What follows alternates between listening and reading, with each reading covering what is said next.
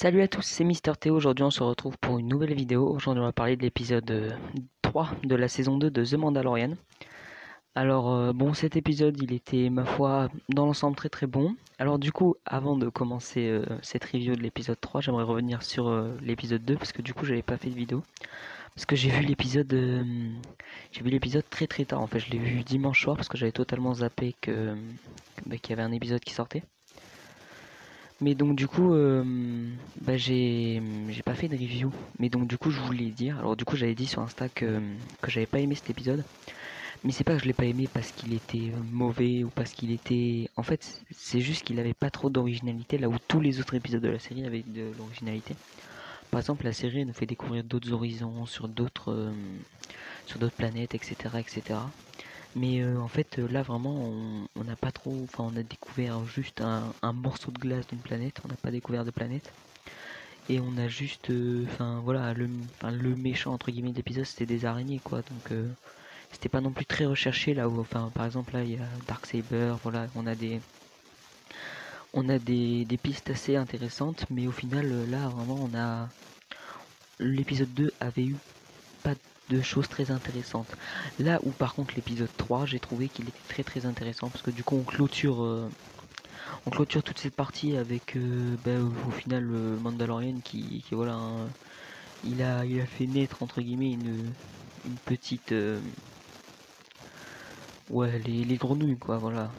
Bon c'est des petites grenouilles. Bon certes c'est cool voilà mais bon ah, la petite pub qui fait plaisir. C'est cool mais bon voilà ça reste Mandalorian, il a sauvé des œufs, c'est pas non plus foufou. Donc du coup voilà et ensuite je pense que cet épisode était bien parce qu'il nous introduit déjà les autres Mandalores et en plus on voit que c'est des Mandalores un peu particuliers parce que ils nous disent qu'en fait ils sont pas le même code que Mandalorian et même on dit que Mandalorian il fait partie des anciens. On comprend un peu que par exemple on comprend que Mandalorian c'est plus un traditionnel. Là où les autres, c'est plus on va dire des nouveaux. Genre, en gros, c'est un peu la vieille école mandalorienne. Il a pas le droit de retirer son casque, il doit suivre la guilde, etc., etc. Là où là vraiment, on voit que ce sont des nouveaux Mandaloriens, une nouvelle génération. Alors du coup, oui, Baby Yoda. Oui, du coup là, j'ai trouvé une vidéo qui repasse tous les extraits de Baby Yoda de l'épisode et j'ai trouvé ça, ma foi, assez sympathique à montrer. Et donc du coup, oui, voilà, on a eu cette micro intrigue qui a commencé avec Mandalorian qui fait les œufs de poule. Et donc du coup, tout le long de l'épisode, on a vraiment eu justement ces Mandalores là, qui étaient en bleu. Et ça, j'ai trouvé ça très très intéressant. Et contrairement à tous les personnages de Mandalorian qui sont one shot, par exemple, bah, tous les personnages qu'on a vus jusque là, ils étaient pratiquement one shot. Par exemple, la grenouille, on la reverra pas à mon avis. Alors que eux, je pense qu'on les reverra après parce qu'ils ont parlé du Darksaber. Et donc du coup, peut-être que bon, lui, ça s'annonce être le grand méchant de la série et non pas de la saison 1.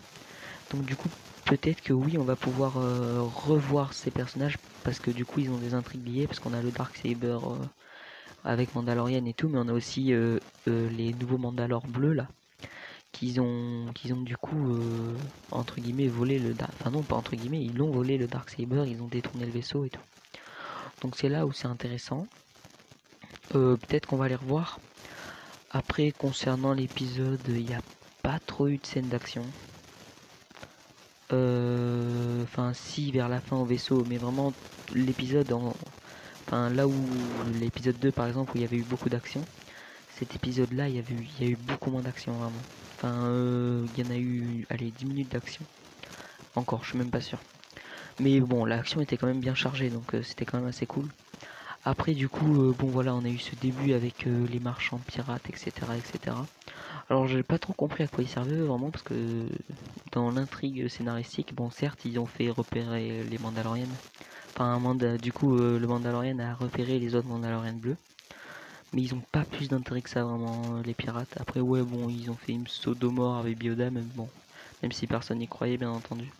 Et après, du coup, tout le long de l'épisode, on a l'impression que Mandalorian est inférieur au nouveau Mandalorian bleu, là. Et au final, à la fin de l'épisode, on se rend compte qu'il est bien meilleur, donc, enfin, bien meilleur. Que sur le papier, on va dire, il est moins fort au niveau de la puissance de feu, etc., etc. Mais par contre, on se rend compte qu'il est plus stratégique et tout. Donc c'est là où peut-être on peut voir différentes catégories et tout. Parce que les 3 bleus étaient pareils. Après, est-ce que c'est parce qu'ils sont tout le temps ensemble? Est-ce que c'est parce que c'est les Mandaloriens qui sont de couleur bleue qui sont toujours comme ça? On sait pas vraiment. Mais bon, après, dans l'ensemble, l'épisode était assez correct. Moi, j'ai bien aimé. Baby Yoda qui a eu des apparitions assez marrantes. D'ailleurs, j'avais vu une théorie sur Baby Yoda, parce que bon, comme vous pouvez le voir, il mangeait les œufs de grenouille, voilà. J'appelle ça une grenouille, même si je sais que ça n'en est pas une. Et donc du coup, j'ai vu une théorie qui disait comme quoi en fait, il est protégé et c'est comme s'il est couvé en fait. Il n'était pas en train de les manger. Alors, bon voilà, moi je trouve ça assez marrant, parce que bon, faire des théories sur des choses qui sont entre guillemets anodines, je pense que pour la grenouille c'est pas anodin, mais pour nous vraiment c'est assez anodin. Du coup j'ai trouvé ça marrant. Bon, on en a pas eu plus, hein, je m'attendais pas à la suite de cette théorie, même si bon, ça aurait été marrant de voir qu'à la fin il les recrache toutes, c'est la grenouille qui est moitié déçue, moitié contente. Bon voilà, c'est un petit truc dit soi-disant. Après ouais voilà, on voit que Mandalorian, du coup il a un autre... Enfin, on a l'impression il est... En fait il est fait pour du solo. Là où en fait les autres enfin, font vraiment du travail d'équipe. Là où le Mandalorian lui il est vraiment... Il fait que du solo, du solo, du solo. Voilà, et puis bon, je pense qu'on a à peu près fait le tour au niveau de cet épisode. Voilà, il a apporté beaucoup de notions, hein, voilà, par exemple, ah si, aussi, peut-être qu'on pourrait parler, le sort de Jedi qu'on a vu au début de l'épisode. Alors ça, bon, voilà, ça c'est en parler, mais on peut pas trop dire, parce que bon, vraiment, on a rien, voilà, il mange les œufs, Baby Yoda. On peut pas trop en dire non plus, parce que au final, on a juste vu, mais on n'en a pas vraiment parlé. Ça, c'est des choses qu'on parle, mais enfin qu'on voit, mais qu'on ne veut pas en parler, mais qui bien entendu, c'est sûr, hein, qu'on en reparlera pour les prochains épisodes. J'en profite pour placer entre guillemets le fait est que WandaVision, la série WandaVision, a été annoncée au début. Elle devait être en fin 2020 et finalement elle est début 2021. Je crois avoir vu le 5 de tête, mais je suis pas du tout sûr de cette date. Mais voilà, c'est tout début janvier, quoi. C'est dans la première quinzaine, c'est sûr et certain. Et aussi par rapport au sondage qu'on avait eu sur Instagram, c'est Walking Dead qui a gagné. Du coup, je ferai une vidéo sur Rick dans le mois, avant décembre, j'imagine. Après, je sais pas trop quand, je verrai, mais dans le mois, c'est sûr, il y aura une vidéo sur Rick. Après, je pense à le découper en 3 parce que bon, sinon la vidéo est un peu longue, parce que bon, si je parle des 9 saisons de Rick, ça va être compliqué. Voilà, et peut-être finir pour une note sur cet épisode 3 de la saison 2 de Mandalorian. Alors moi, je donnerais une note sur 10 de un bon 7,5. Un bon 7,5 parce que c'est un épisode où il est bien, parce qu'il y a à la fois de l'évolution au niveau de l'intrigue, il y a un peu d'action. En vrai, il était assez complet. Après, bon, l'épisode 1 était vraiment bien, là où cet épisode est un peu moins bien. Voilà. D'ailleurs, j'essaierai peut-être à la fin de faire une moyenne de toutes les notes que j'ai mis de la saison. Donc du coup, j'ai donné une note pour l'épisode 2, et là où l'épisode 2, j'ai beaucoup moins aimé. D'ailleurs, on a des passages de l'épisode 2, voilà. L'épisode 2, j'ai beaucoup moins aimé parce qu'en fait, bon voilà, hein, c'est Mando qui sauve une grenouille et qui combat des araignées, donc... Enfin jusque là, enfin qui sauve les enfants d'une grenouille, jusque là c'est pas trop original.